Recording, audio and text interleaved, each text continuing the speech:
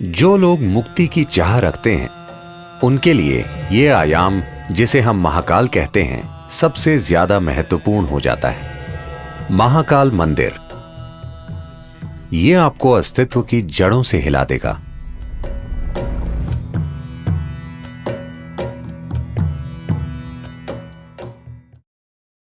शिव एक ऐसे देवता हैं जिन्हें नाम नहीं देना चाहिए, क्योंकि उन्हें नाम देना उन्हें सीमित और छोटा करने जैसा है। साथ ही साथ उनके कई सारे नामों का संग्रह भी इस अवर्णीय रहस्य को प्रकट करता है कि वो कौन है, या इस अवर्णीय रहस्य को कि ये सृष्टि क्या है। उनके तमाम रूपों में काल भैरव या महाकाल एक महत्वपूर्ण और साथ ही उग्र रूप है। महाकाल के रूप में वो समय के स्वामी हैं। काल भैरव के रूप में वो समय के विनाशक हैं। Kala means time. काल का अर्थ है समय। समय का आपको जो अनुभव है वो बस अस्तित्व का चक्र में घूमना है। पृथ्वी एक बार घूमती है, वो एक दिन होता है।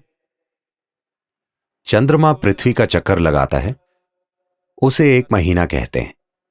पृथ्वी सूर्य का चक्कर लगाती है, वो एक साल हो जाता है। हर चीज जिसे आप समय मानते हैं, आपकी घड़ी भी चक्रों से जुड़ी है। हर चीज जो भौतिक है वो चक्रीय प्रकृति की है। अणु से लेकर ब्रह्मांड तक हर चीज जो भौतिक है वो स्वाभाविक रूप से चक्रीय प्रकृति की है, और अपने भौतिक अस्तित्व के कारण और आप जो हैं उसकी भौतिक प्रकृति के साथ आपके जुड़ाव के कारण आपको समय का बोध है। अब आप यहां बैठे हैं क्योंकि आपके पास एक शरीर है, इसलिए वो समय का हिसाब रख रहा है।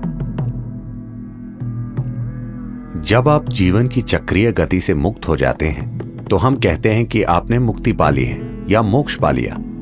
तो जो लोग मुक्ति की चाह रखते हैं, जो लोग मोक्ष प्राप्त करना चाहते हैं, उनके लिए ये आयाम, जिसे हम महाकाल कहते हैं, सबसे ज्यादा महत्वपूर्ण हो जाता है।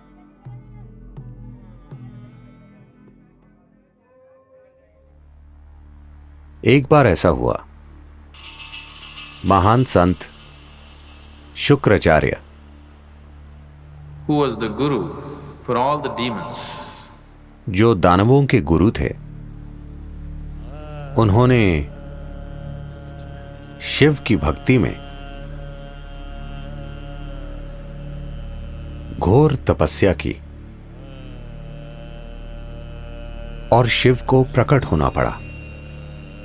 जब वे प्रकट हुए तो शुक्राचार्य ने अमर होने का वरदान मांगा। फिर शिव बोले, यह संभव नहीं है, जो भी जन्म लेता है उसे मरना पड़ता है, कुछ और मांगो। फिर शुक्राचार्य ने कहा, मुझे कायाकल्प की शक्ति दीजिए, जिससे मैं किसी भी तरह के घाव, किसी भी तरह की बीमारी को ठीक कर सकूं। मुझे ऐसी शक्ति दीजिए। शिव, जो परम उपचारक हैं, सभी जड़ी बूटियों और औषधियों के स्वामी होने के नाते, शुक्राचार्य को संजीवनी मंत्र दिया। वो मंत्र जो लोगों की किसी भी प्रकार की बीमारी या किसी भी तरह के घाव या चोट को ठीक कर सकता था।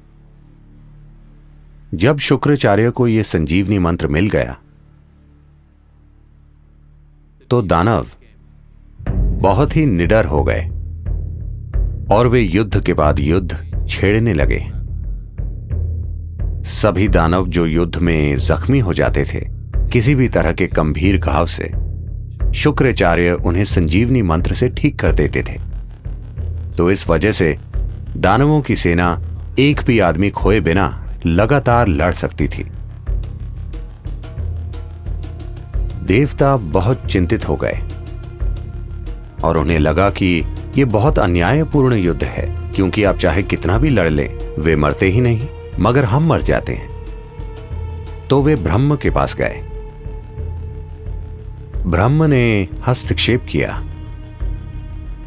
और शिव से कहा, आपने शुक्राचार्य को इस तरह की शक्ति दी है, आपको उन्हें मारना होगा, नहीं तो दुनिया में पूरी तरह असंतुलन आ जाएगा।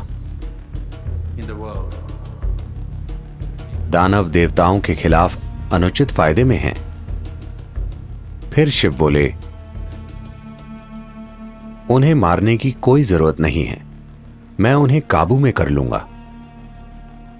तो जब देवों और दानवों का युद्ध चल रहा था,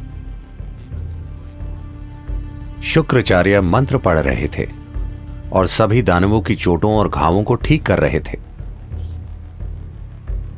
तभी सीमा के पार से एक खतरनाक जीव, एक राक्षसी जिसका नाम कृतिका था, एक भयानक रूप में प्रकट हुई। वो शिव की एक गण थी। उसने आकर शुक्राचार्य को अपनी कोख में खींच लिया और वे वहां एक भ्रूण की तरह रहे और वे काबू में आ गए।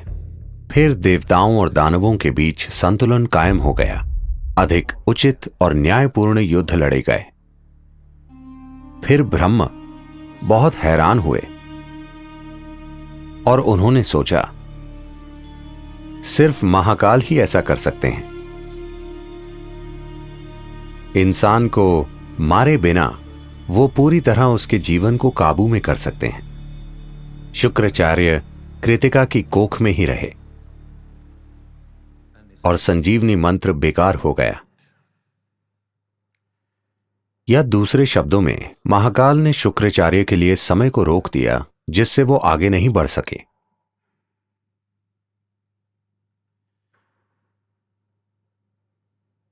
जब हम परे जाने की बात करते हैं, जब हम आध्यात्मिकता, योग की बात करते हैं,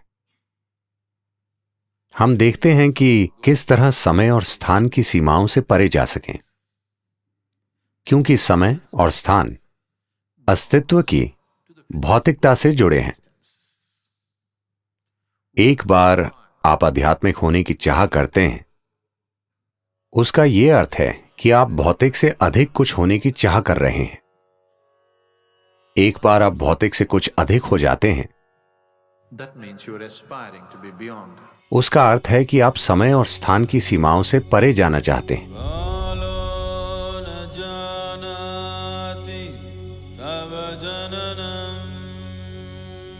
महाकाल मंदिर में जिस लिंग की प्राण प्रतिष्ठा की गई है, उसकी प्रकृति बेहद असाधारण है। यह आपको अस्तित्व की जड़ों से हिला देगा। यह प्राण प्रतिष्ठा वाकई अद्भुत है। इसका एकमात्र मकसद है कि ये किसी तरह आपको विलीन कर दे। इस मंदिर में पूरी तैयारी के साथ जाना चाहिए, क्योंकि यह बहुत शक्तिशाली है और कमजोर दिल वालों के लिए नहीं है। यह आपको अंदर से हिला देता है। हर दिन महाकाल को जो भेंट अर्पित की जाती है, वो शमशान से लाई गई ताजा राख है, क्योंकि उन्हें यही पसंद है और वो जैसे हैं उन्हें वैसा बनाए रखती है।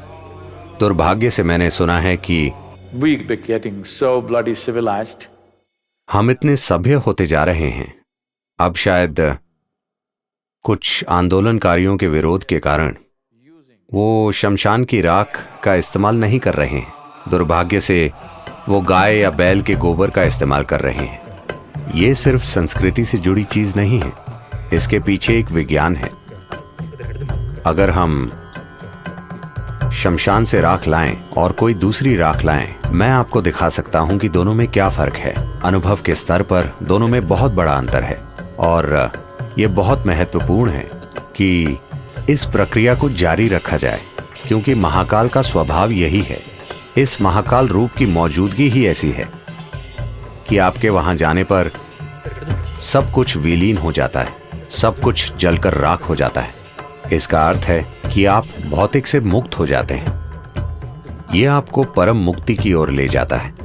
अगर आप इसे कोमलता से करना चाहते हैं तो हमारे पास यहां सब कुछ है। अगर आप उसे जबरदस्त तरीके से करना चाहते हैं, अगर आप वाकई जोर का धक्का चाहते हैं और आप कमजोर दिल वाले नहीं हैं, तो महाकाल मंदिर एक अद्भुत प्रक्रिया है।